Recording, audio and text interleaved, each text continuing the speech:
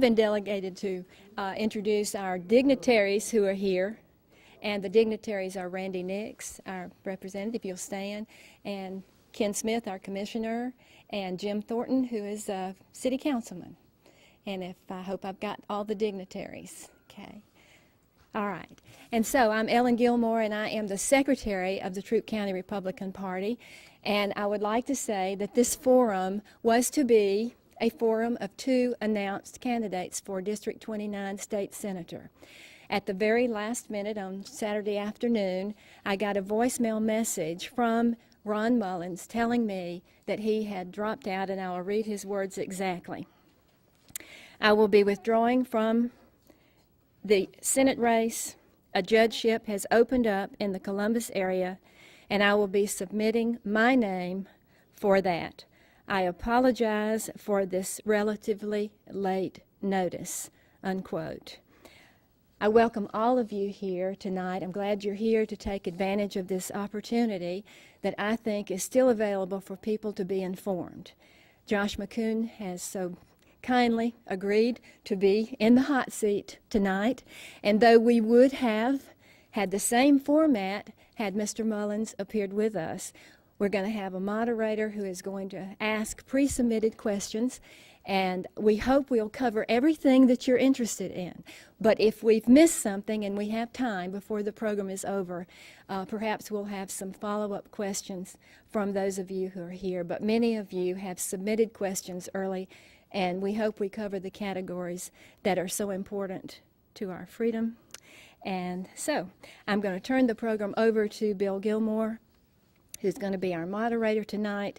He will ask the questions, and the reason we chose this format is that it's easier for cameras to hear the questions so that people hear the questions answers as well as Josh when he answers them. Okay, thank you all.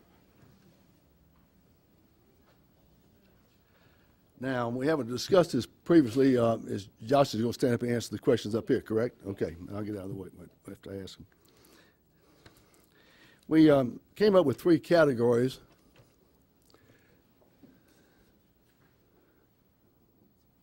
I think so.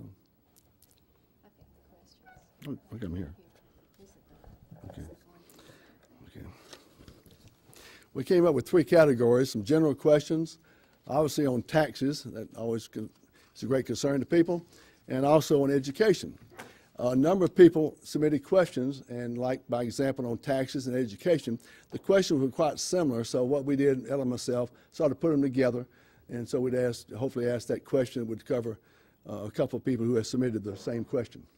So the first question of Mr. McKoon is a general question: why do you want to represent the people of District 29 as the next state senator?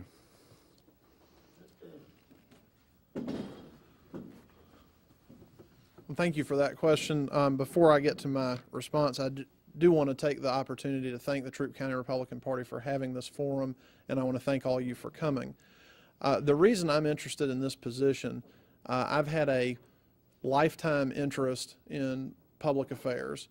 From a very young age, I have felt that it was important to be involved and informed and active in my community. And I believe that we're at a critical time as a country and as a state. Obviously, we have a significant economic crisis going on right now in the state. It's pinching government in a lot of different ways.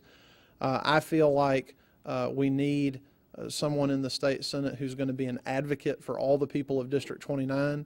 Being an advocate for people and solving problems is what drew me to law practice. It's what has gotten me interested and involved in politics, and it's what I'm hoping I can do as a state senator, is to advocate effectively for this community to help solve the problems that are facing our district.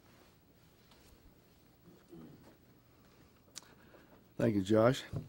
The next question might be one that you already answered, I guess, in a way. Well, no. What qualifies you to serve, you think, as state senator representing our district? Well, I think there are probably 3 different areas that are important if you're going to serve in the position of state senator. One is knowledge of the issues. I've spent a lot of time getting educated on the issues facing this district. We started this campaign in June of last year. A lot of people thought that was extremely early to start a campaign, but frankly, I thought it was important because this district represents a wide array of counties, municipalities, all with different problems, all with different issues. So I think you have to get educated on the issues, and I believe that I've done that. I think the second area is you have to have experience with the political process and those that are involved in the process. I'm very proud of the fact that I've been working with folks in the legislature on a lot of different issues. I've been up to the legislature. I've testified on ethics legislation at the legislature.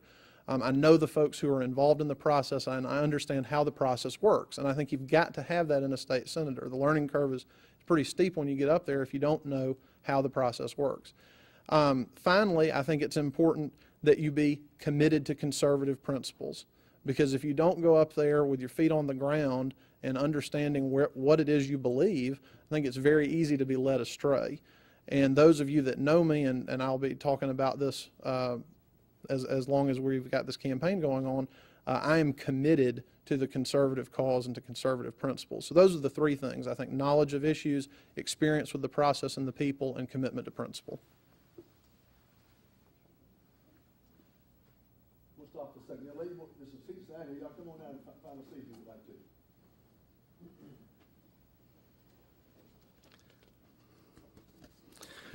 We have a total of 17 questions here.